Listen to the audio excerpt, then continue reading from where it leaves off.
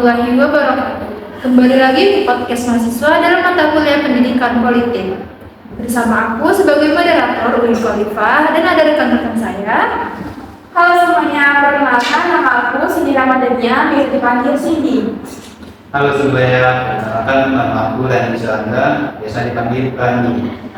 Nah, pada kesempatan kali ini kami akan membahas tentang mata kuliah dengan tema peran lembaga KPU dalam meningkatkan partisipasi masyarakat Kota Padang dalam pemilu. Oke teman-teman, di bagian selanjutnya kami melakukan wawancara oleh di KPU Sumatera Barat dengan Pak Jan dan Bu Jumiati. Oke teman-teman, selamat menyaksikan.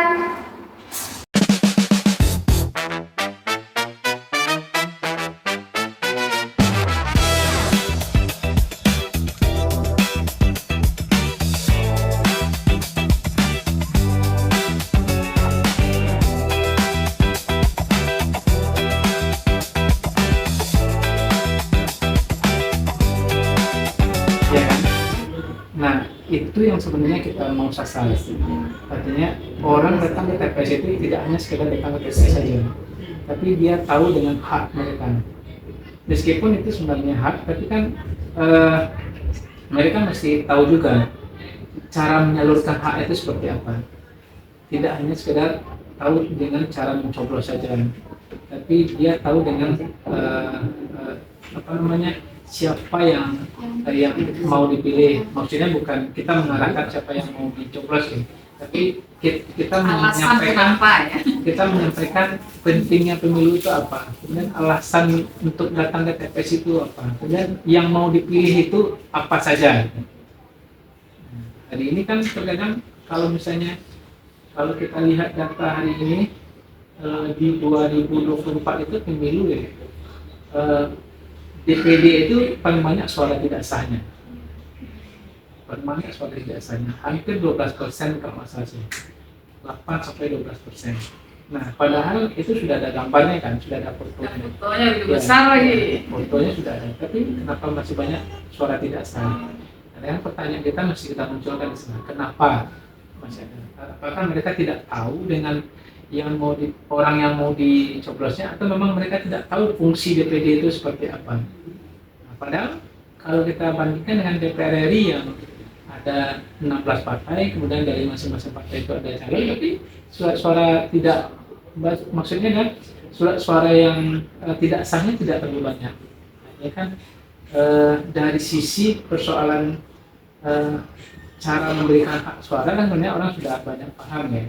Cuma hari ini yang perlu kita berikan adalah hak mereka sebagai warga negara dalam berpolitik. Apa hak mereka? Kemudian dalam demokrasi itu apakah memang kedaulatan rakyat itu seperti apa? Nah, di sini peran sebenarnya tidak hanya KPU ya, semua lembaga penyelenggara negara, baik KPU, kemudian pemerintah, partai politik, kemudian kampus itu juga punya kewajiban yang sama dalam menyampaikan pesan-pesan kepemiluan.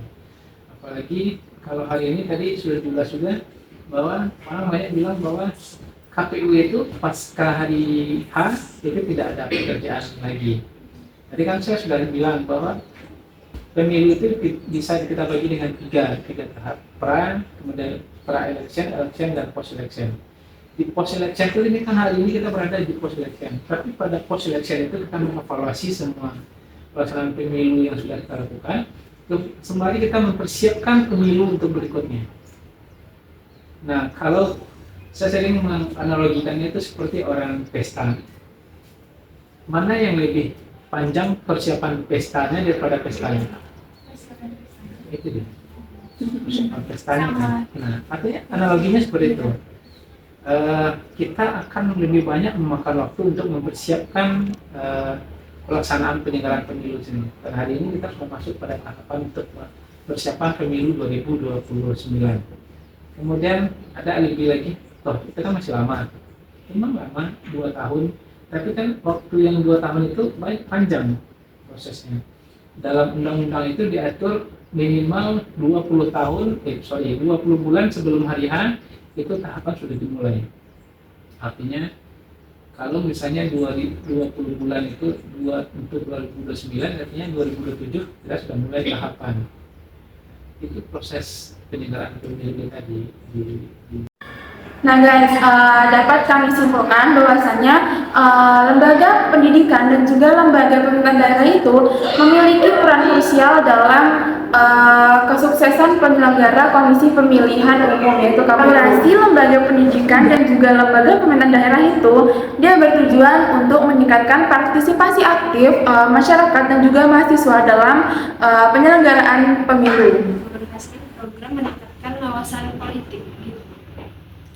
Evaluasi karena kita kan tadi kata-kata kita udah berada di fase election. Itu evaluasinya gimana Pak? Kalau keberhasilan KPU itu kan agak apa ya bahasanya itu, orang akan menilai keberhasilan penyelenggaraan pemilu itu nanti dari voter turnout-nya. Voter turnout itu adalah kehadiran orang datang ke TPS atau partisipasi.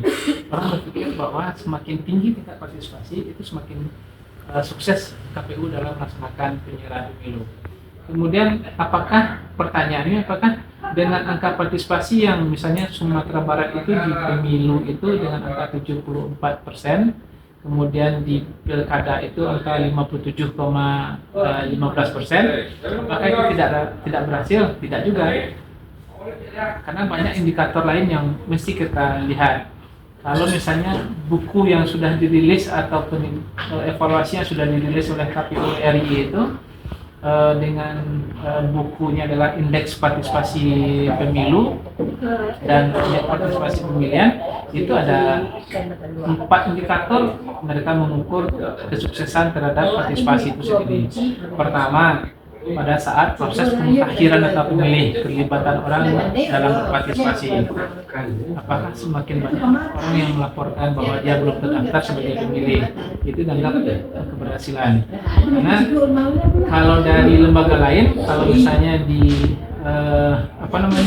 semakin banyak pengaduan kan semakin dianggap tidak berhasil, tapi di KPU malah sebaliknya, semakin banyak orang yang melapor bahwa mereka belum terakomodir hak politiknya, itu makin partisipatif dalam hal teori partisipatifnya. Kemudian yang kedua dalam hal persoalan pelaksanaan kampanye, semakin banyak orang dilibatkan dalam pendidikan politik dalam kampanye, itu semakin partisipatif dalam pemilu. Kemudian yang ketiga itu kegiatan sosialisasi yang dilakukan oleh KPU. Baru keempat itu adalah voter turnout, kehadiran orang TPS. Jadi indikatornya 4 ini. Nah, jadi kalau misalnya kalau ditanya KPU apakah sukses, ya pasti sukses penyelenggaraan pemilu. Karena yang pertama tadi persoalan, yang kedua adalah konflik hukum yang terjadi di selama penyelenggaraan pemilu, kemudian pasca pemilu tidak ada, nyaris tidak ada. Itu juga dianggap sebuah keberhasilan dalam KPU dalam menyelenggaraan. Kemudian tidak ada kegaduhan di tengah-tengah masyarakat bersama penyelenggaraan pemilu, itu juga dianggap indikator keberhasilan. Nah, cuma adik-adik memandang keberhasilan penyelenggaraan pemilu itu dari sisi mana? Kalau misalnya dari sisi kehadiran orang di TPS, kehadiran di partisipasi itu memang diangkat 57,15%. Nah, itu kita sudah memberdayakan semua SDM kita, mulai dari KPU provinsi, kemudian KPU kabupaten kota, sekretariatnya, PPK, PPS, dan KPPS. Itu sudah kita manfaatkan. Bahkan pemilih kita itu kan tidak kalau boleh mengevaluasi kehadiran orang itu, teman-teman mahasiswa sendirilah. Ada yang misalnya berasal dari Jambi, bahkan yang kuliah di Jakarta, mereka nggak mungkin pulang 1 hari untuk ke TPS, tapi data mereka terdaftar di sini. Itu juga akan menyumbang tingkat rendahnya partisipasi, termasuk ya masyarakat kita yang jualan pagi subuh sudah berangkat ke pasar, mungkin dia pulang di TPS untuk memberikan hak suara. Nah, makanya kalau nanti muncul pertanyaan lagi, apa yang dilakukan oleh KPU untuk hal itu? Ya pasti bagi yang mengurus surat pindah memilih kita akomodir, pindah memilih. Misalnya Adinda ini rumahnya di Solo misalnya kan, kemudian hari H itu mau milih di Padang, bisa saja di pemilu. Kalau di pilkada juga bisa, tapi cuma dapat 1 suara gubernur saja. Kalau di pemilu dapat 2 suara. Nah, hal-hal seperti itu kita sampaikan ke masyarakat. Nah teman-teman, dari penjelasan yang disampaikan oleh Pak Jan dan Bu Jumiati tadi dapat disimpulkan bahwa evaluasi pemilu dapat dikatakan berhasil. Namun keberhasilan tersebut bisa dijelaskan dalam berbagai aspek. Misalnya dari seberapa tinggi sih partisipasi masyarakat yang datang selama proses pemilu itu berlangsung. Khususnya ke Gen Alpha kan Bapak bilang fokusnya lagi ke Gen Alpha setelah tulisnya apa? Dan pastinya hari ini kita mendorong untuk memperbanyak kerjasama dengan stakeholder yang terkait dengan untuk menjangkau pemula atau Gen Alpha ini. Satu hal yang hari ini sebenarnya yang masih ingin kita laksanakan itu sebenarnya adalah kerjasama dengan dinas pendidikan. Jadi itu sudah sampaikan juga. Target kita itu sebenarnya bagaimana terlaksana pemilihan OSIS serentak di Sumatera Barat. Karena kalau misalnya mereka sudah diajarkan cara memilih dari awal, artinya ketika di hari pemilu mereka sudah punya pengalaman di pilkasosnya, pemilihan OSISnya. Karena Gen Z dan Gen Alpha hari ini atau Gen Z itu kalau misalnya dia tidak punya kenangan yang baik dengan pemilu, dia akan menjadi pemilih yang apatis. Dan memang memanfaatkan media sosial itu sebaik mungkin untuk menjangkau Gen Alpha. Kalau teman-teman lihat postingan kita hari ini di Instagram, coba lihat di Instagram atau di reelsnya YouTube, itu kita hampir 80% gaya sosialisasi kita menyasar Gen Z dan Gen Alpha. Karena memang kalau Jadi langkah strategis dari KPU untuk masyarakat kedepannya, khususnya generasi Z dan generasi Alpha, semakin sadar dan aktif dalam kehidupan politik adalah dengan program pemilihan ketua OSIS serentak se-Sumatera Barat.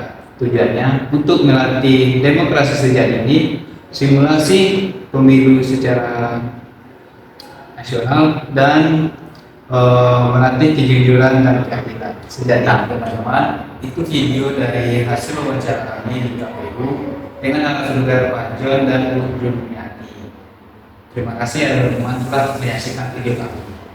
Oke teman-teman, sekian podcast dari kami. Sampai jumpa di video podcast selanjutnya. Assalamualaikum warahmatullahi wabarakatuh.